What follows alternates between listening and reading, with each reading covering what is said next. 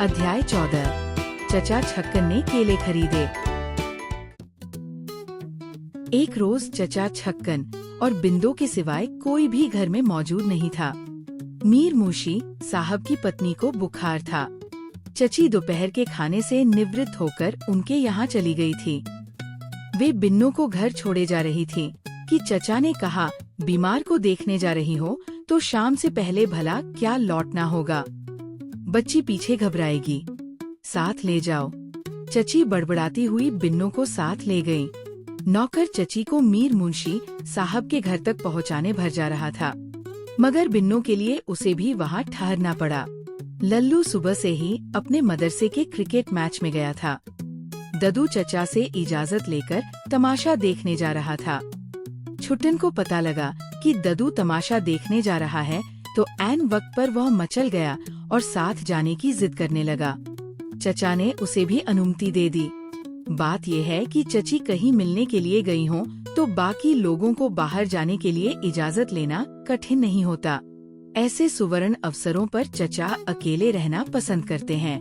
जिन कार्यों पर बहुत समय से ध्यान देने का अवसर न मिला हो, ऐसे समय चचा उनको ढूंढकर करते। आज चची की अनुपस्थिति में उन्होंने घर के तमाम पीतल के बर्तन आंगन में जमा कर लिए। बिंदो को बाजार भेजकर 2 पैसे की इमली मंगवाई। आंगन में मोढ़ा डालकर बैठ गए। व्यक्तिगत निगरानी में पीतल के बर्तनों की सफाई की व्यवस्था हो रही थी। पीतल के लोटे में इमली भिगवाई और बिंदो को बावर्ची खाने से राख लाने का आदेश दिया। बिंदो अभी राख ला भी न पाया था कि दरवाजे पर एक फलवाले ने आवाज लगाई। उसकी आवाज सुनकर कुछ देर तक तो चचा खामोश बैठे रहे। जब आवाज से मालूम हुआ कि फलवाला वापस जा रहा है तो जैसे बेबसे हो गए। बिंदो को आवाज दी, जरा जाकर देखियो तो केले किस हिसाब से देता है। बिंदो ने वापस आकर बताया, 6 आने दर्जन। 6 आने दर्जन तो क्या मतलब हुआ? यानी 1 आने के 2। उहूं, महंगे हैं। जाकर कह, 1 आने के 4 देता हो तो दे जाए। 2 मिनट बाद बिंदो ने आकर बताया कि वो मान गया है। फलवाले के आसानी से सहमत हो जाने पर चचा की नीयत में खोट आ गया। वे बिंदो से बोले, केले अब भी महंगे हैं, हम तो 2 आने दर्जन लेंगे। देता है दे, नहीं देता है न दे। वह अपने पर खुश, हम अपने पर खुश। बिंदो असमंजस की दशा में खड़ा रहा। चचा बोले, अब जाकर कह भी तो सही, मान जाएगा। बिंदो जाने से कतरा रहा था। बोला, आप खुद कह दीजिए। चचा ने आंखें फाड़कर बिंदो को घूरा, फिर उसे समझाने लगे, तू जाकर यूं कह, मियाँ ने 2 आने के दर्जन ठीक कहे थे, मैंने आकर गलत भाव कह दिया। 2 आने दर्जन देने हो तो दे जा। बिंदो जी कड़ा करके चला गया। चचा जानते थे कि भाव ठहराकर मुकर जाने से केले वाला शोर मचाएगा। बाहर निकलना उचित नहीं था। चचा दबे पाव खिड़की के पास जाकर उसका पट जरा सा खोलकर बाहर झांकने लगे। फलवाला गर्म हो रहा था। आप नहीं तो भाव ठहराया और अब आप ही ज़बान से फिर रहे हैं। वो टोकरा उठाकर चलने लगा। बिंदो भी अंदर आने को मुड़ा। वह दरवाजे तक पहुंच भी न पाया था कि फलवाला बोला, कितने लेने हैं?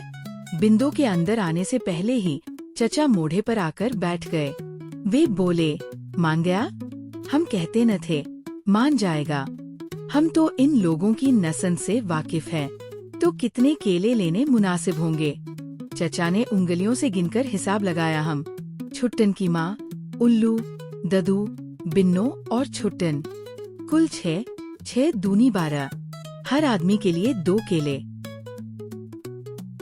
फल से पेट तो भरा नहीं जाता। चचा बिंदो से बोले, जा 2-3 गुच्छे ले आ, हम खुद अच्छे केले छांट लेंगे। बिंदो केले के कई गुच्छे ले आया। चचा ने छांटकर दर्जन भर केले अलग रख दिए। केले वाला बाकी केले लेकर बड़बड़ाता हुआ चला गया। बिंदो केले अंदर रखाया और बावर्ची खाने से राख लाकर बर्तन मांजने लगा। यूं जरा जोर से, हाँ, ताकि बर्तन पर रगड़ पड़े। अभी तू देखियो कि इन काले काले बर्तनों की सूरत क्या निकल आएगी। हाँ, यूं, बस मैंज गया। अब रगड़ उस पर इमली। देखा मैल किस तरह कटता है, कैसी चमक आती जा रही है। ये इमली बड़े काम की चीज है। बिंदो, मेरे भाई उन केलों में से मेरे हिस्से के 2 केले ले आ। बिंदो ने उठकर 2 केले ला दिए। चचा ने बैठे बैठे पैंतरा बदला और केलों को मजे से छीलकर खाना शुरू किया। अच्छे हैं केले।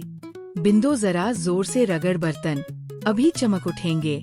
छुट्टन की अम्मा देखेंगी तो समझेंगी, आज ही बर्तन खरीद लिए हैं।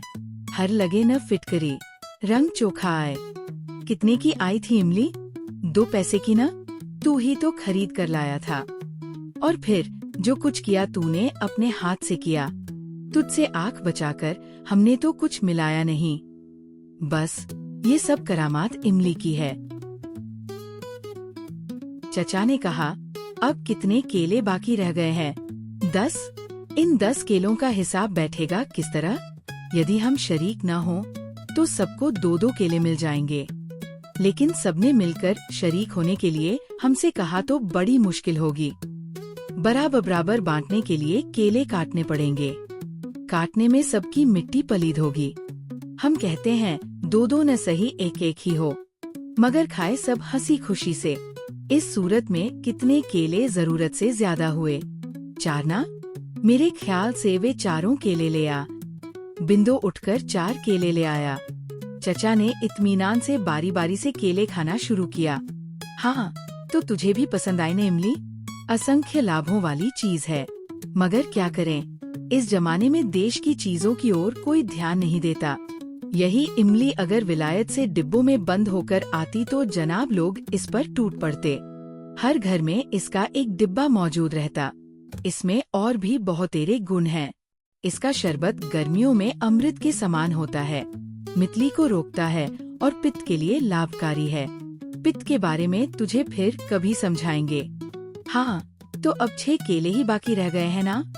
ठीक है, सबके हिस्से में 1-1 आ जाएगा। जिसका जब जी चाहे अपना केला खाए। हमारा आज जी चाहा तो खाने बैठ गए, वरना दुकानों पर 20 मर्तबा केले रखे देखे, कभी खाने की इच्छा न हुई। अब फिर न जाने कब जी चाहे। शाम को जब तक सब लोग घर आए तब तक जी रहे या न रहे। हम तो बाकी 6 केलों में से अपने हिस्से का केला अभी खा लेते हैं। तो भाई बस मेरे हिस्से का केला तो अभी ले आ। बिंदु ने आज्ञा का पालन किया। चचा केला खाने लगे। देख क्या सूरत निकल आई है बरतनों की। जो देखेगा यही समझेगा अभी अभी बाजार से मंगवा कर रखे हैं। छुट्टन की अम्मा भी जरूर चौंक पड़ेंगी। तुझसे पूछे तो कह देना मियाँ सारी दोपहर बैठकर बर्तन साफ कराते रहें, पर एक बात इमली का जिक्र न आने पाए। कह देना मियाँ ने एक नुस्खा बनाकर उससे बर्तन साफ करवाए हैं। चचा कुछ सोचते हुए कहने लगे, लल्लू के खाने पीने का इंतजाम तो टीम वालों ने कर ही दिया होगा। उसने खूब तरमाल उड़ाया होगा आज। और छुट्टन तो टिकट के दाम के साथ खाने पीने के लिए भी पैसे ले गया है। वह भी किसी दुकान पर मेवा मिठाई उड़ा रहा होगा। खुदा खैर करे, गरिष्ठ चीजों को खाने से कहीं उसे बदहजमी न हो जाए। बिन्नो तो माँ के साथ है। चचा सोचते हुए फिर बोले, आज तो सब बड़ी बड़ी दावतें उड़ा रहे होंगे। तूने भी याद न दिलाया, वरना क्यों लेते इतने सारे केले। बेकार खराब हो जाएंगे। अब खरीद लिए हैं तो ठिकाने तो लगाने ही पड़ेंगे। फेंके तो नहीं जा सकते। जा ले आ बचे सभी केले, उन्हें भी खा लूं।